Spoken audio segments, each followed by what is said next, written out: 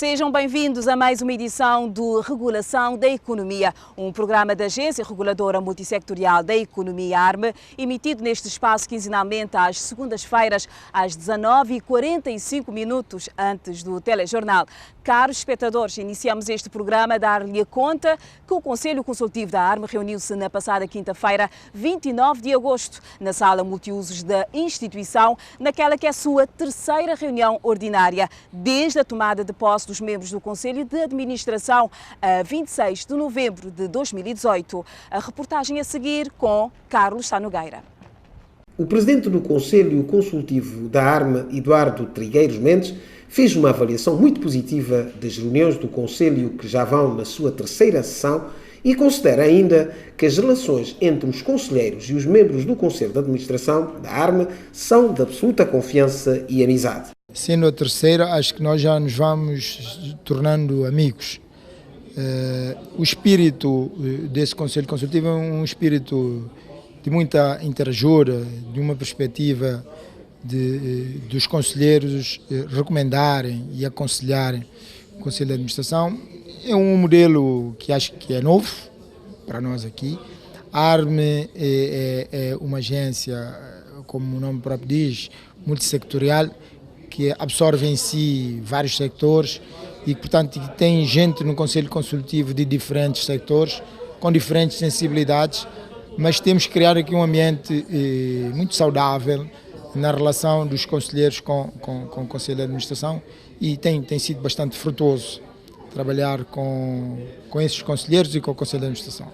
Quem também fez uma apreciação muito positiva dos encontros do Conselho Consultivo da ARME é justamente o presidente do Conselho de Administração, Isaías Barreto da Rosa, que destacou a importância do plano estratégico da instituição para o triênio 2020-2022, analisado durante a última reunião. Esta é efetivamente a nossa terceira reunião do Conselho Consultivo. Porquê? Porque nós queremos uma regulação de excelência, de proximidade e queremos conversar. Queremos conversar com todos para recolhermos subsídios e para podermos fazer um trabalho melhor. Nós estamos aqui hoje nesta reunião do Conselho Consultivo para apreciar o nosso plano estratégico, para analisar os nossos instrumentos de gestão para o próximo ano, o nosso plano de atividades, o nosso orçamento. E nós estamos a fazer isso exatamente porque nós queremos fazer um grande trabalho. Nós não nos contentamos com mais ou menos não está bom. E para termos essa excelência que tanto apregoamos, nós precisamos do contributo de todos. E é por esta razão que estamos a ter estas reuniões do Conselho Consultivo e são reuniões que têm trazido grandes mais-valias à nossa instituição. Com as recomendações, com os inputs dos senhores conselheiros, nós acreditamos que conseguimos fazer um trabalho melhor.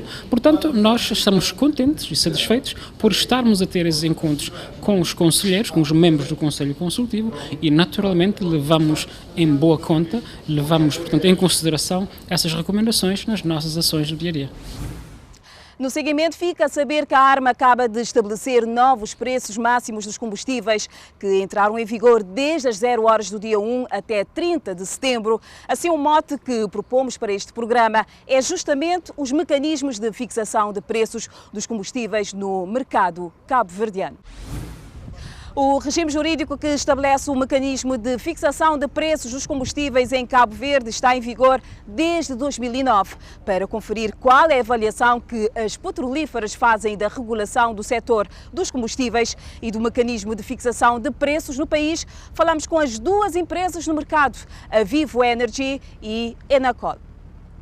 Sobre o mecanismo de fixação de preço dos combustíveis em vigor desde 2009, João Carlos Silva, diretor comercial e marketing da Vivo Energy, afirma que o sistema funciona bem e que é talvez o instrumento do teor mais transparente existente no continente africano.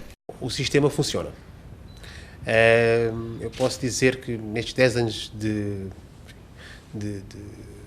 vigoração, digamos assim, aquilo que nos sugere dizer é que é talvez o melhor, mais efetivo e mais transparente mecanismo que existe no continente africano.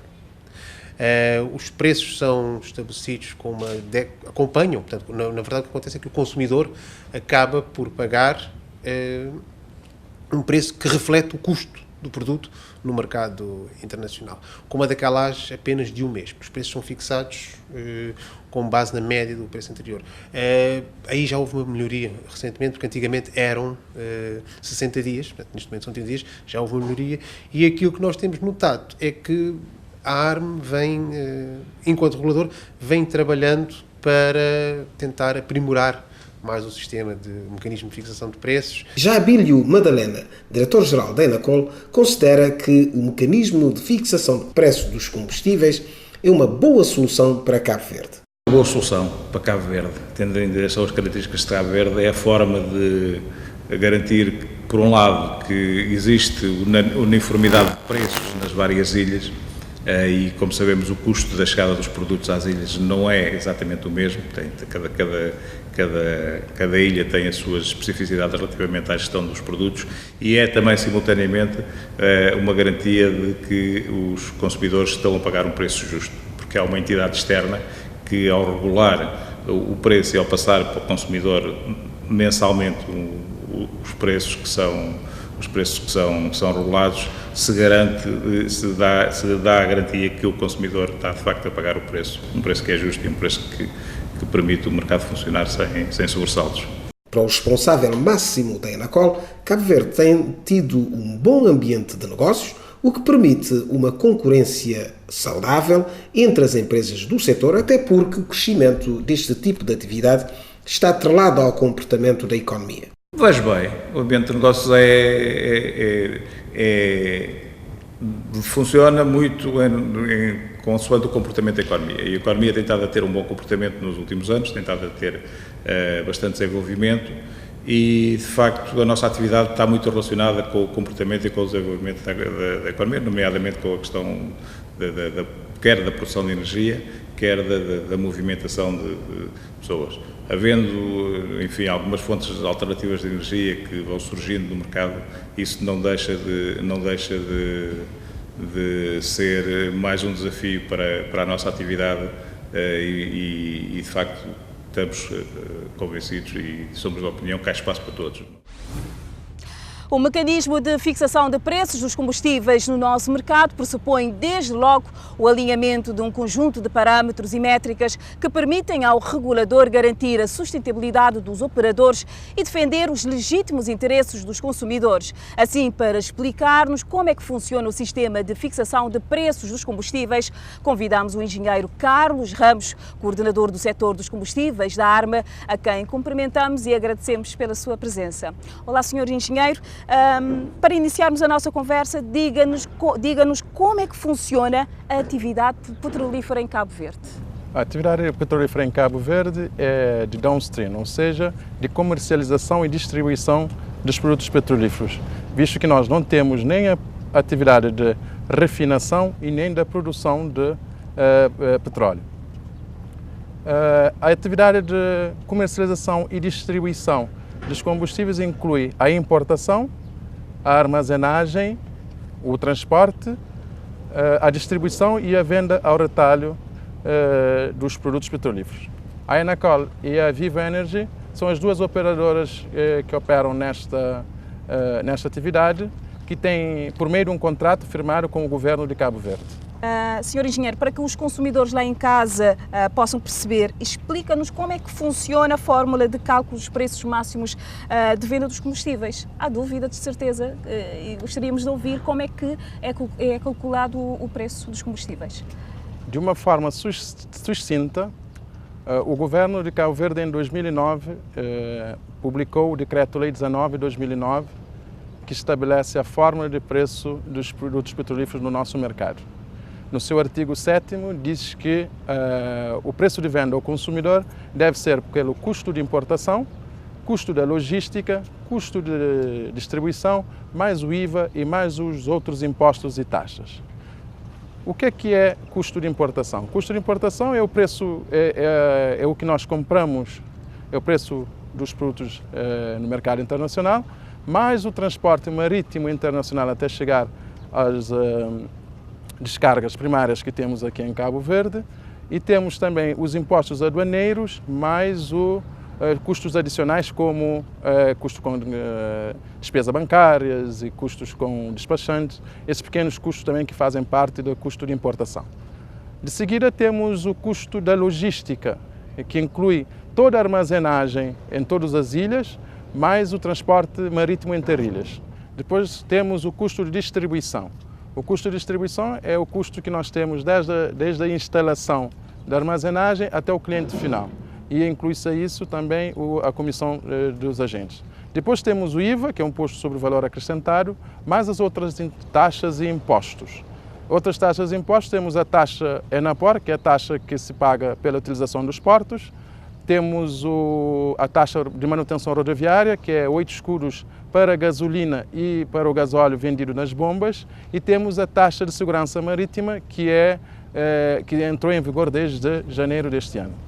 A ARMA acaba de fixar novos preços dos combustíveis. Qual é o peso que cada parâmetro da estrutura de custo dos combustíveis tem no preço, por exemplo, na venda ao consumidor final? Para responder à sua pergunta, trouxe aqui um gráfico com o peso relativo dos parâmetros no preço máximo de venda da última atualização de 1 de setembro deste ano.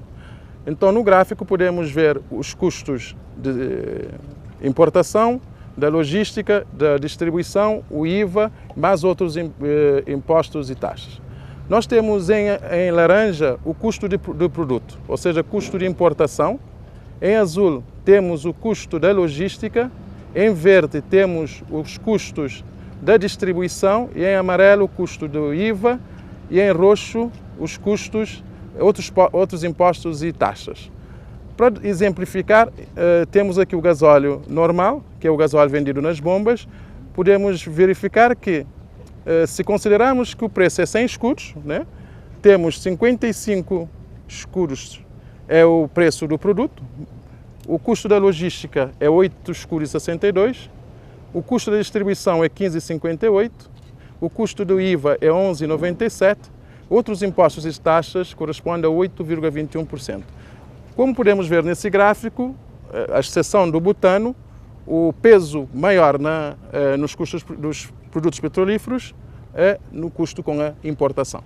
Senhor engenheiro, habitualmente os consumidores dizem que os preços dos combustíveis estão sempre a aumentar e que nunca baixam. Esta afirmação faz sentido ou nem por isso? Os consumidores reclamam sempre que os preços só aumentam. Mas se analisarmos esse gráfico, poderá ver que esse gráfico nos mostra a variação dos preços fixados pela ARMA desde 1 de setembro de 2018 até 1 de setembro de 2019. Temos em vermelho o custo da gasolina, o preço do gasóleo, e em azul o preço da gasolina. E podemos ver que há uma subida e descida, tanto para o gasóleo como para a gasolina. Isso depende muito do parâmetro CP que nós falamos há pouco.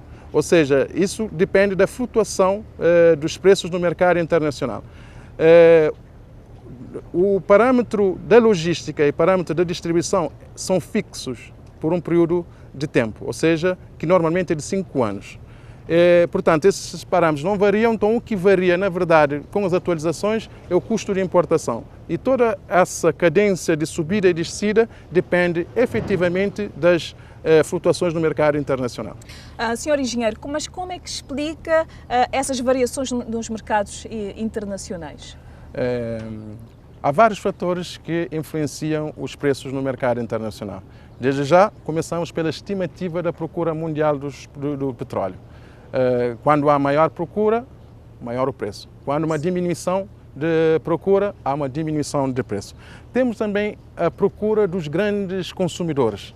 Por exemplo, a China, a Índia e os Estados Unidos são os grandes consumidores dos produtos energéticos, de modo também a procura desses países também influem no preço do mercado internacional. Temos a oferta global do petróleo, que é influenciada sobretudo pelos países da OPEP. Ou seja, qualquer política de produção da OPEP influi também nos preços no mercado internacional.